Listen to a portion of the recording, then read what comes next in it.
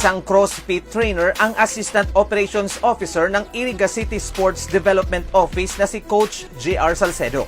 Nitong nakaraan lang, binuksan nila ang kanilang tanggapan para sa mga nais sumailalim sa CrossFit workouts, lalo na sa mga kawani ng LGU. Yung CrossFit training is more on high intensity workout wherein napaka-beneficial, mga flexibility, agility, and muscle strength na nakukuha natin.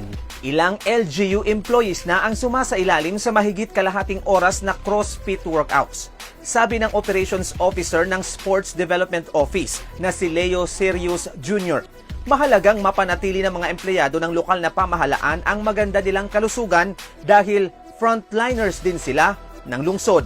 Ang LGU is backbone, syempre, importante siya sa Iriga City.